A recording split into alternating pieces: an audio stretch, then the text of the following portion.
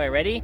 Say welcome Welcome to to Joe Jeff Wednesday. Wetton. Hi.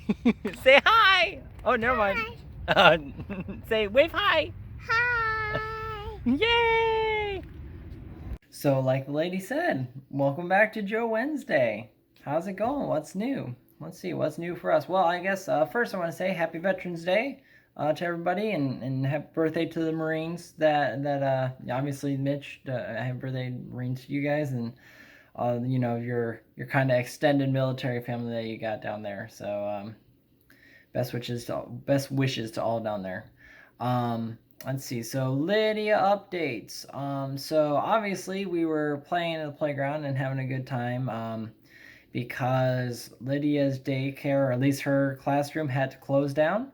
One of her fellow classmates got positive COVID test results. So, per Warren County regulations, the entire room has to close down for 14 days, and both teachers and students in that classroom have to quarantine for 14 days. But since like the last day I think Lydia saw the individual that was diagnosed, I think it's been almost a week now since she was in contact with that kid. So I'm pretty sure she's in the clear. And I mean, I've been quarantining myself at home since Pete's wedding, and Ashley doesn't really go out too much and all that kind of stuff, and Lydia's nobody at home has shown any symptoms. So I don't really know whether or not we, I guess should be, going to playgrounds and that kind of stuff. But like she hasn't shown any signs of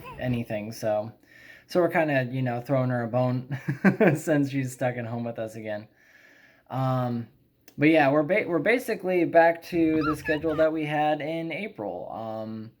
So cause like her daycare closed down back that for that whole month. So me and Ashley were splitting mornings and afternoons work versus watching Lydia. So I've been getting up at 5 in the morning, and then working till 11, and then I trade off with Ashley and take care of Lydia duties from there until the basically dinner, and then Ashley works that afternoon, and then both of us kind of try to make up some hours in the afternoon evenings as we have the availability to.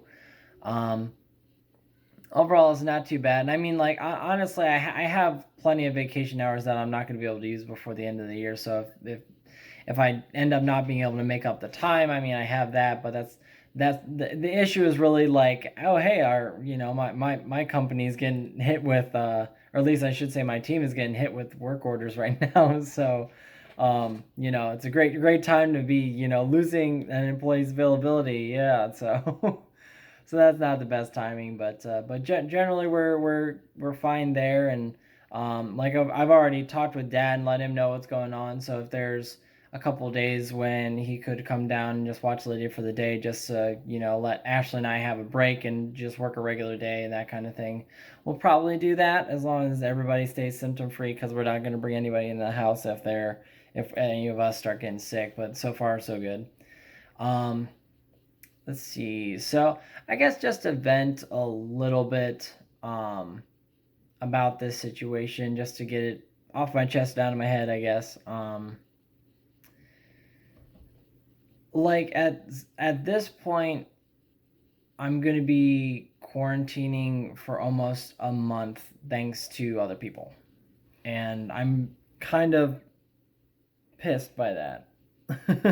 um, like I wouldn't have missed Pete's wedding, but um, like having to come home, and like the only room that I only didn't have a mask on when I was in my bedroom and at my workstation at home. That's it. Like I was wearing a mask everywhere else in my house. I was washing my hands before I would leave the room, all this kind of stuff. And it's like, I was basically doing as much as I possibly could to quarantine myself within like outside of just like locking the door and staying in here for 2 weeks. I was doing everything that I could. Um, and now thanks to what's going on at Lydia's daycare. Now we have to act like we're quarantining at home with Lydia in the cycle now, and it's like I think my initial reaction to like hearing that Lydia's room had to close was like, well, I hope you guys, I hope your trick or treating was freaking worth 2 weeks of my sanity. So, but it's not really fair to say that, but I don't know. You got to be honest with your feelings and at the same time talk them down once they express themselves, I guess, right? Um, but yeah, it's like I'm really getting tired of not like I keep having to quarantine because of other people indulging in the things that they want to do. And I'm kind of getting sick of the fact that I'm not getting to do anything. Like we're it's not fair. Um, and I imagine I'm not the only one feeling that way, because I mean, like, probably like half the country is like doing what they want to do while the other half is doing what they need to do to protect themselves, and there are a lot of people dying because of this stuff. It's like I don't know, it's boggles the mind, but anyway, I'm gonna stop there. I guess I'm a lot hotter under the collar than I'm putting on, but at the same time, I don't really want to let that define how I'm feeling. But anyway, so to get off of that and try to do something a little fun, I was thinking that I could ask you guys some stuff. So I was thinking, at least for today, comment down below. What are your go-to movies? Um, Cause one, I'm needing some recommendations because I'm about to finish Blacklist on Netflix. So I'm like, okay, well, I don't know what to watch next. And when I look on the website to see what else is available, I just get like instant decision fatigue and like decision paralysis because I'm like, there are so many things that I want to watch and I don't have any time to do it. So I just don't. so so I'm hoping, like, it doesn't necessarily have to be a recommendation. It can just be like, what are the movies that you go to that, I mean, it doesn't have to be any criteria. Make it what you want. Like either it's like your favorite movie or just one you're going to when you're trying to cheer yourself up or whatever. You can make up your own criteria and let me know what it is. But like I guess it wouldn't be fair to ask the question without answering it. So let's see. So my go-to movies, like these three always come to mind, and they're just ones that I watch periodically throughout like any given year. It usually finds its way to my DVD player. I'll watch Kingdom of Heaven, The Last Samurai, and Gladiator. And I don't know if there's necessarily like maybe like a subconscious like message of why I'm like watching them or something like that, but like it kind of seems to me like all three of those movies have this theme of like the hero is having like some sort of like internal struggle, or like he's somehow not fitting in with his surroundings, or he's struggling with these demons that he has and that kind of stuff, and and the journey that he takes helps lead him to a way of like overcoming it and finding something else to fight for.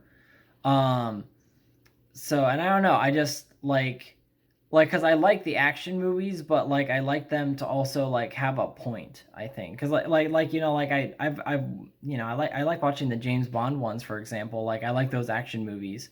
Um, but like I feel like a lot of the times those kind of action movies are just like, okay, you have this really like badass guy and he's gonna go do badass things, and there's nothing wrong with that kind of story. But like I kind of like them having something more, and those three movies that I mentioned, like those kind of have like the story arc that kind of, I don't know, it kind of calls to me a little bit, I guess, for lack of a better way to say it. So if you haven't seen any of those, I'd recommend those. Check those out if you want, if you have the time, obviously, because I know I don't. So, so yeah, like I said, comment below. Feel free to talk to each other about it or whatever. And you know what? I think I'm gonna stop off there. We'll talk to you later. Love you guys. Bye.